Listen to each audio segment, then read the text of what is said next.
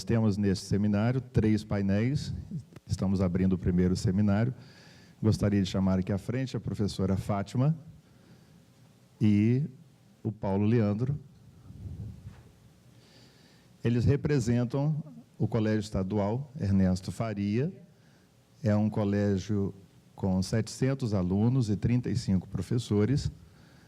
A professora Fátima se dedica à sala de leitura e o Paulo Leandro é um monitor dos parceiros da educação e eles vêm, então, juntos para dividir essa boa prática. Boa tarde. Vou falar um pouco aqui da escola.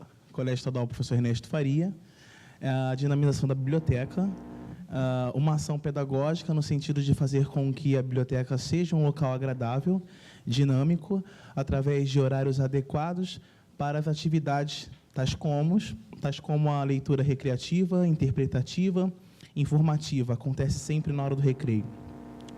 Pesquisa, jogos pedagógicos e o reforço escolar acontece dentro da biblioteca. E a hora da notícia, que agora está sendo de manhã com a televisão que tem lá dentro. Nesse sentido, visamos contribuir para o pleno desenvolvimento do aluno sob pontos de vista humano, intelectual e espiritual. Um problema. Hoje em dia, a biblioteca não é vista mais como um espaço agradável por nossos alunos, em qualquer escola, porque hoje o Facebook, o Instagram e as redes sociais conseguiram dominar nossos jovens. Então, o nosso maior problema é fazer com que esse espaço se torne atraente, atrativo. Então, entra a nossa dinamização, de criar jogos pedagógicos, de fazer com que o reforço escolar seja algo dinâmico. O reforço de matemática, por exemplo, acontece com montagem de figuras. Então, a nossa biblioteca tem vários sólidos geométricos espaciais montados por eles mesmos. Então, assim, a gente tem esse problema de trazer a escola, trazer os alunos para a sala de aula. Com isso, a gente tem a professora Cristiane, que dá aula dentro da biblioteca e a gente consegue dinamizar, a gente está conseguindo aí trazer os jovens para a sala de leitura. Os objetivos. Os objetivos da nossa sala de leitura ou biblioteca é estimular e orientar os alunos em várias áreas de informação e leitura, a fim de que nessas áreas eles encontrem satisfação, aprendam a avaliar e ter uma visão crítica da sala de leitura. Também devemos orientar os usuários de toda a comunidade escolar sobre o acervo bibliotecário. Nosso acervo, ele é grande, temos bastante livros, tá? Vídeo-livros, e trabalhar em conjunto. Os professores que irão escolher, selecionar e adaptar o tipo de trabalho que eles vão usar em sala de aula. Devemos orientar os professores e oferecer a toda a comunidade escolar, que seja alunos, professores e todos aqueles que visitam a comunidade, a biblioteca, pode ser até os pais de alunos, as situações de vamos estimular a leitura e o hábito de frequentar a biblioteca, o hábito de ler, é importante. Também tornar a biblioteca que seja um ambiente agradável, para que ele tenha satisfação na leitura, tá? Seja por meio de uma pesquisa acadêmica, seja de um encontro com colegas, amigos, e enquanto eles estão numa conversa, eles estão lendo um livro, eles estão refletindo, estão interpretando, e estão descobrindo o interesse pelo hábito da leitura, que o importante é o hábito da leitura, tá? As formas como ele vai fazer, estimular aos alunos ler, ou os pais, ou os alunos, ou os professores, será incentivá-los através do lazer, através que ele tenha um gosto pela leitura. O negócio é incentivá-los a pesquisar e trabalhar com a leitura em sala de aula também. Tá? O público beneficiado é, primeiramente, os nossos alunos. Vamos estimulá-los para, além do interesse pela aula em si, conforme a gente acabou de expor, também para os professores docentes, na medida que procuram organizar as aulas mais atrativas e em consonância com os anseios do jovem do século XXI. Foi o que eu expliquei, né? Hoje em dia a professora Cristiane dá aula dentro da biblioteca, ela utiliza vídeos, então não tem mais genética com azão, azinho. Ela mostra a genética, como funciona dentro da biblioteca, para a gente mudar esse cenário de que a biblioteca é um lugar chato, sem nada para fazer.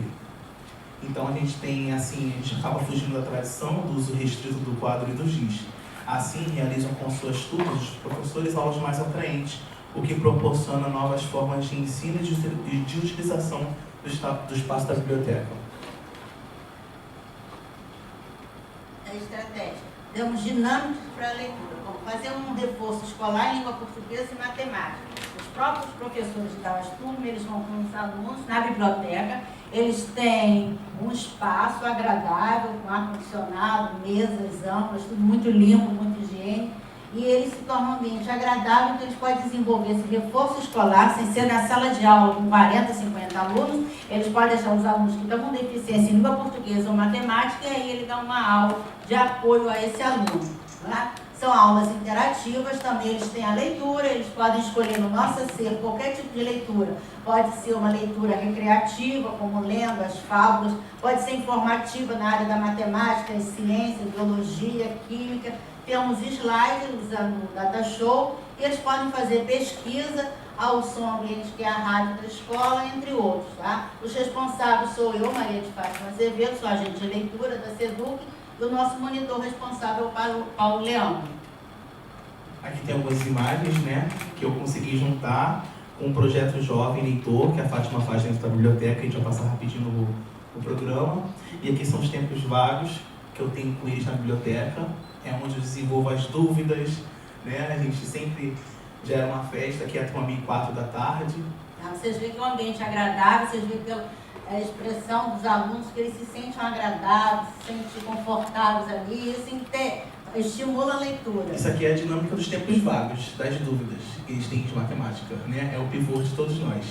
Ele fala em tempo vago por isso, porque o aluno ele tem que frequentar a biblioteca a hora que ele não esteja em aula, ou no contraturno, ou no tempo vago, ou no recreio, então, bastante procurando a hora do recreio, entrada ou saída. No horário de aula ele tem que ir para a sala de aula, tá? Isso é o correto pela disciplina. Bem, o nosso cronograma é o seguinte: segunda-feira nós fazemos empréstimos e pesquisa, tá? O aluno está com dúvida em biologia, em química, em ciência, alguma coisa, ele vai na biblioteca, ele faz empréstimo e pesquisa na parte da manhã. Na parte da tarde eu trabalho com eles com o projeto Jovem Leitor, tá? Terça-feira também temos o projeto Jovem Leitor, por exemplo, o aluno que estuda à tarde, ele pratica o projeto de manhã. Se ele estuda de manhã, ele faz à tarde, sempre no contraturno. Tem uma pesquisa aberta a toda a comunidade escolar, reforço escolar com os professores de turma, de língua portuguesa e matemática, outras matérias também. Tá? Não é só português e matemática, não. Nós colocamos mais que são as principais. Mas o aluno está com dúvida em matemática, em química, biologia, o professor é convidado, ele pode usar o espaço da biblioteca para trabalhar com o aluno. Tá? À tarde, língua portuguesa ou matemática, ou a disciplina que estiver. Quinta-feira, eles têm aula com a professora Cristiane, que é a professora de biologia, no turno da manhã. À tarde, para empréstimo. Sexta-feira, voltamos ao projeto Jovem Leitor, de manhã e à tarde, sempre no contraturno do aluno. O orçamento a gente fez por alto aqui, alguns itens mesmo de papelaria que a gente utiliza, tá? Coisa bem básica, são fita adesiva, cola, papel. E Cooperar garantiu muito, vem garantindo, né? Garante sucesso nas provas prestadas pelos alunos, principalmente do terceiro ano. Eles chegam na biblioteca e eles falam: qual é o melhor livro de biologia? Qual é o melhor livro de história? E assim, como eu estou lá há muito tempo, desde que eu era aluno, em 2007, eu sei qual é o livro que explica melhor. Então, a minha opinião como aluno serve para o aluno que também quer o livro. O que deu errado, o que a gente vai melhorar é a forma de empréstimo de livros, que a gente ainda está na forma manual, e vai acontecer, para o ano que vem, a gente vai ter essa mudança, uma forma melhor de empréstimo de livro. E a nossa frase final é que tudo que é feito com amor sempre fica muito bom. Obrigado.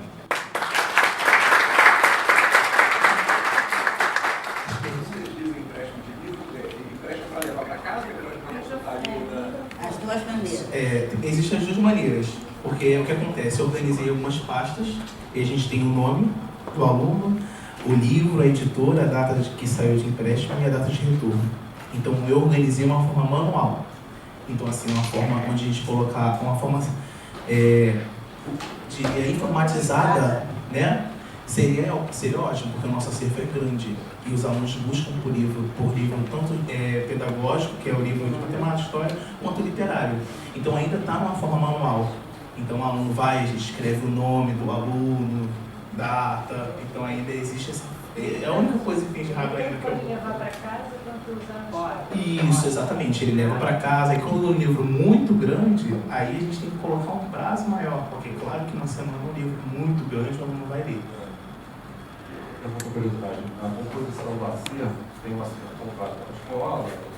E vocês conseguem compor uma CIA com livros de quadros, com articulações de outras pessoas? Não, a maioria dos livros nós temos esse projeto. O projeto, nós fazemos o projeto de leitura escolar, pela SEDUC, tá? E esse projeto, várias escolas do Estado, do município, não sei se vai no Estado, nós fazemos o projeto, baseado em todo o planejamento pedagógico da escola, e através dos objetivos, né, nós enviamos, vem a mediadora da leitura, pela METRO, ela visita as escolas, a sala de leitura principalmente, e os livros que os alunos estarão usando nesse projeto de leitura escolar, a temática que for trabalhada, nós adquirimos pelo Salão do Livro, somente no final do ano. Esse ano não houve, porque foi ano de eleição, mas provavelmente o ano que vem haverá. O ano passado teve, tá? Então, sempre vai a direção da escola, o Paulo tem ido alguns anos anteriores, com mais 2 professores, e eles adquirem os livros e os professores pedem, né? Fazem um apanhado, assim, por exemplo, mês de outubro. Aí eles já fazem um apanhado dos professores, vamos dizer, de inglês. Ela quer livros sobre Shakespeare.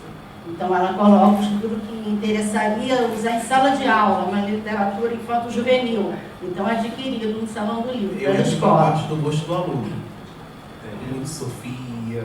Mas em livros... Tem literatura, por exemplo, literatura fantástica. Isso, Tem, essa tem. parte. Eu que Leitura passo a lista extra e eles vão falando classe, para mim o que eles querem e eu vou pesquisando. Nós temos muitos livros da literatura inglesa, literatura norte-americana, sempre tem em quadrinhos, adaptável ao aluno. Não Shakespeare, aquela leitura pesada, você para um adulto, né? Ele já faz adaptado para a faixa etária do aluno. Então, muitos livros nós temos interessantes até, né? Em quadrinhos, para o aluno ler, principalmente literatura estrangeira. Eles gostam muito. Outro dia a menina estava lendo O Médico e o Monstro, tudo história de quadrinho. Então, eles adquirem e gostam. Uns livros bons, bem cardenados, fininhos, são fininhos, para o aluno ler, não é uma revista. Isso é muito interessante. Mais alguma pergunta? Você pode falar sobre a aula interativa? Aula interativa é da professora Cristiana, né? A aula interativa,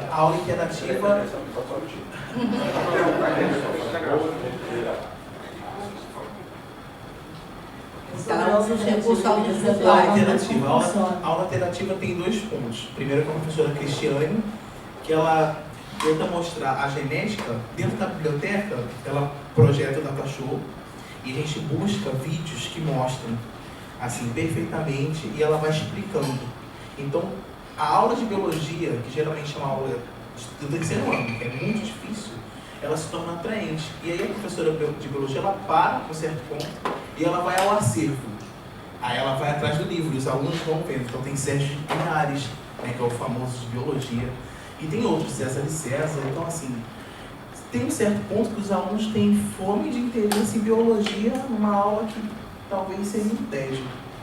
Aí entra a aula interativa, porque tem um acervo. Eu organizei os livros, que esse ano foi o ano do PNLD, da escolha de livros, então eu organizei todos por disciplina. E aí, uma aula interativa fica dinâmico e quando, às vezes, o diretor entra na sala, ele fala que é biologia, é aula. E a professora Cristiane até se surpreende. E na prova do Enem, essas aulas interativas beneficiam mesmo. Demais, porque os alunos lembram que viram um livro uma questão parecida. E o tópico 2 da aula interativa é a parte de matemática. Por exemplo, na aula em sala de aula eles têm a teoria. E lá eles praticam a esfera, o cone, o cilindro, porque matemática no Enem cai a figura planificada. Então eu faço a parte interativa de matemática planificando as figuras na biblioteca. Então são 2 fatores muito importantes que a gente classifica como aula interativa na biblioteca. São Nós esses temos 2 também o pontos. recurso audiovisual, temos muitos vídeos também que acompanham os livros. Tem um livro de leitura e os vídeos, tá? Então muitos professores utilizam aqueles livros, aqueles vídeos educativos. Nós temos um acervo de mais de 2.500 livros na biblioteca. Tá? A nossa biblioteca ela é linda, né? É um modelo. Mais alguma pergunta? Mais alguma pergunta? Não? Tá bom, Então, muito obrigado. obrigada, tá?